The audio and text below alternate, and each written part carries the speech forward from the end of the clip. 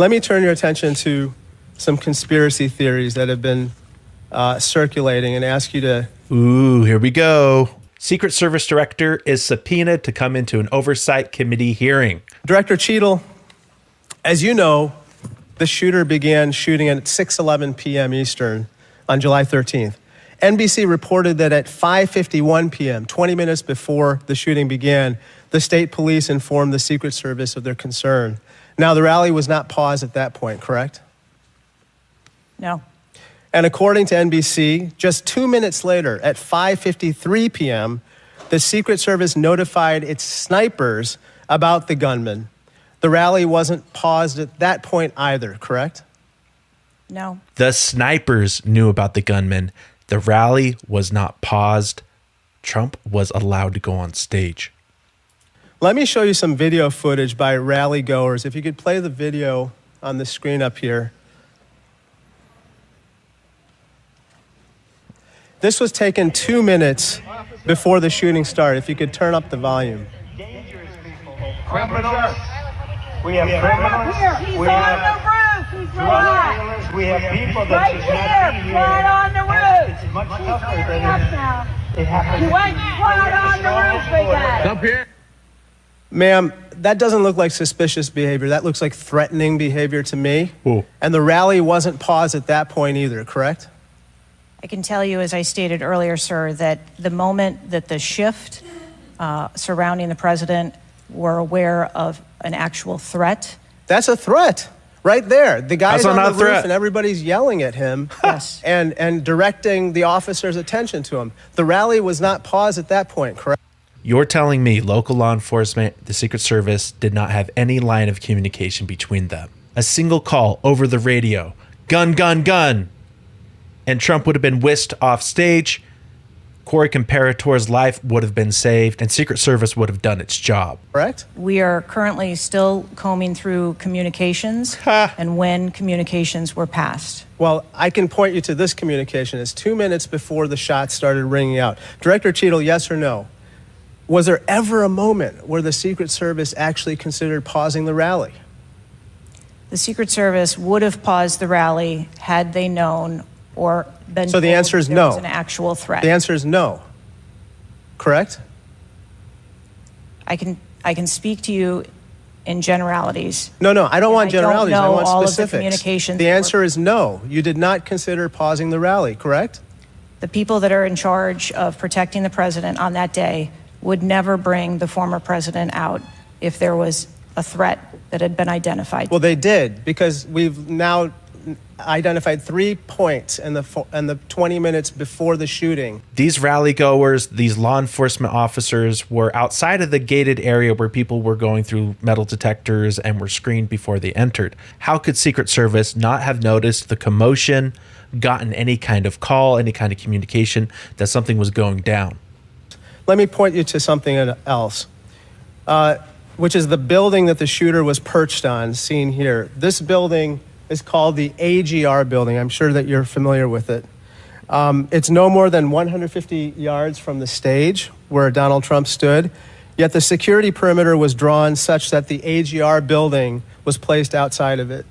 Director Cheadle, according to the Washington Post, the AR-15 styled rifle used in the shooting had a range of 400 to 600 yards, and therefore the AGR building was clearly within rifle range of the stage, correct? Check out my video where I actually recreated the shot from the same distance with the same gun and scope that the shooter used. NBC News has reported that in the days before the rally, the Secret Service had identified the building as a vulnerability that required special attention, correct? That's reporting from NBC. Yes. So I am still looking into an active investigation. I know, but it's been 9 days. I mean, you should know that, right? She keeps shielding herself behind the active investigation. I can't talk on this. I can't talk on that. 60 days, 2 months she wants to have to launch a full report. It's unbelievable. And yet, despite the fact that the AGR building was in rifle range of the stage and it was flagged as a vulnerability, this building was put outside of the Secret Service's security perimeter. I don't know that it was put outside of the perimeter of the Secret Service because they had snipers that are looking out past 800 yards, right? but it was not secured within their perimeter. I don't think it was excluded. It just wasn't made as tight as it needed to be. And I respectfully submit the Secret Service must expand its security perimeter to. See, I disagree. It's not the range. It's not the circumference of the perimeter. It's how well it was secured. And they allowed this 20-year-old into. Now, did they willingly let him in, or did he sneak in? That's a big question, right? But they did allow him to break the perimeter. So the perimeter was very large, but he got within it. To account for the kinds of weapons that can be used outside the perimeter to endanger the protectees inside the perimeter, ma'am.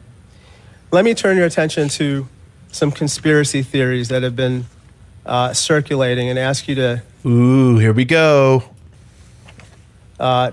comment on them. First, you have not found evidence that the incident was a staged shooting, right? Correct. And you haven't found evidence that this was a result of a conspiracy of high-ranking government officials, correct? Correct. And you have not found evidence that this incident was in fact directed or perpetrated by a foreign state or entity, right? And that's the last question, but I'll let the director answer that, please. Not at this time. Trying to cut that off. That was suspicious. What the hell was that? Thank you. I yield back. Gentlemen's time's expired. Chair now recognizes Mr. Cloud from Texas. Now, I trust this lady's responses about as much as I trust the security perimeter around Trump that day on July 13th. Honest answers or a cover-up. But what do you think? Mr. Langworthy, roaster, probably one of the best of the hearing. I've done several presidential events prior in my career, and I wanted to see this site with my own two eyes because I don't believe the video footage tells the whole story or looking at things on a diagram. And I was absolutely appalled when I went to the site, when I saw the fact that I could have stood on the roof of that building, the AGR building, and hit that podium with a 9-iron, and I'm a lousy golfer. He has actually been to the site. The director of the Secret Service has not even gone to Butler, Pennsylvania since the investigation started, since the assassination attempt happened. And the fact that that was not included in the perimeter is a complete dereliction of the duty of the U.S. Secret Service. I mean, there are very few rooftops that needed to be secured.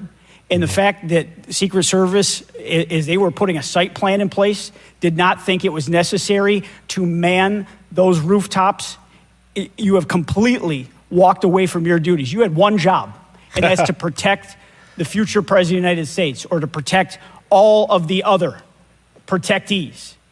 And President Trump is only here today by God's grace because he had just something in him that made him turn his head just slightly, or we would be in a national period of mourning right now. And you have done nothing here today. I've rewritten these questions like 4 times during your hearing, and you haven't answered a damn one of them. Damn. You haven't given any information. You have hidden behind this FBI investigation, and I think you should be ashamed of yourself because you have brought more shame to your agency than I think that the assassination attempt has at this point. Yeah. This is literally the worst performance I have ever seen in front of a congressional hearing. Oh, shots fired. Shots fired. Not literally. Not literally, YouTube. Not literally. You have offered no reason for this committee, this body, or the American people to trust you or the Secret Service today. And you should resign. You have said that you've put new security measures in place after the assassination attempt. Can you tell us what those are? Because the American people want to know that you're taking real corrective measures. But today you've pointed to an investigation. Investigation or not, you still have a job to do with a zero-fail mission. But so far, there's been absolutely no accountability, and you've admitted that here today. Not one person's been suspended. Not one person's been put on a desk. Meanwhile, we've got... No one's been held accountable, right? This was someone screwed up. We need to find the blame, and it's not just to point the finger, it's to make sure that this does not happen again. The most contentious of elections in our nation's history, and protectees are in danger because of incompetent leadership. Not the agents. The agents piled on President Trump to protect his life. Those are heroes. But the administrators running your agency, they're not right now. They're not doing their jobs. And you certainly aren't doing.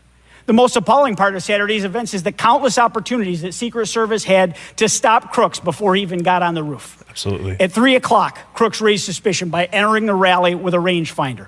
At 5:45, a cop with a Beaver County Emergency Services unit saw Crooks eyeballing the roof at the AGR International Building. And then at 5:55, Secret Service was warned of a suspicious person and identifies Crooks as a threat. This was all before shots were fired 15 minutes later. Now, a lot of people are calling the shooter a patsy. What if this director herself is the inside job? Either that or this is just gross negligence and this lady needs to hit the bricks. Director, yes or no, did local law enforcement alert the Secret Service about Crooks' presence at the rally? Ooh. Yes, they did. Oh. The shooter came to attention of law enforcement almost an hour before President Trump went on stage. Law enforcement alerted the Secret Service of the shooter. Over and over, you've said there's a difference between a suspicious individual and a threatening individual. Regardless, Trump should have never taken the stage. You explain what the shooter needed to exemplify to be called a threat. So I'm not clear as to what identified him as suspicious to the individuals who originally clarified him that way. Are you freaking kidding me? You're the director of the Secret Service and you don't know why he was reported as suspicious? The bitch has got to go. For the Secret Service, for an individual to be determined to be a threat, that individual would have to be seen with a weapon or capable of doing some sort of harm to our protectees. I mean, Director, an individual walking into a rally with a rangefinder, scoping out an unprotected rooftop, and he reportedly flew a drone over hours before. It sounds like a lot more than suspicious, especially at a presidential rally. Your operational lapses, your resource management, and poor judgment nearly resulted in the assassination of President Trump. I mean, the dereliction of duty here is just appalling. The fact that you haven't visited Butler is just maddening to me. That you're not taking this job seriously. Many people here have called for your resignation. I've introduced a resolution here into this body that hopefully will get a vote this week calling on the president to fire you, ma'am. You have not done your job. You have put two black eyes on your agency, and you need to go. Mr. Chairman, I yield back.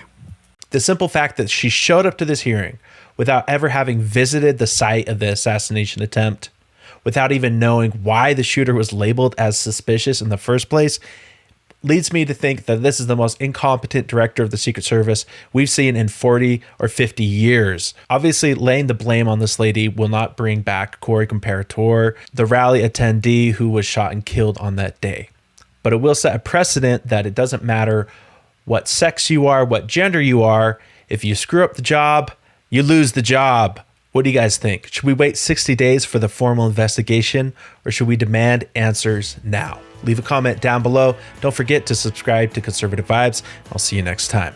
If you guys would like to support the channel, we have We Will Not Fall yard signs, stickers, and t-shirts. Sport one of the greatest photos of all time and show your support for Trump and for America. These shirts are unisex, they run true to size, small through 3XL, made in the USA. Snag one now at conservativevibes.com or click the link down below.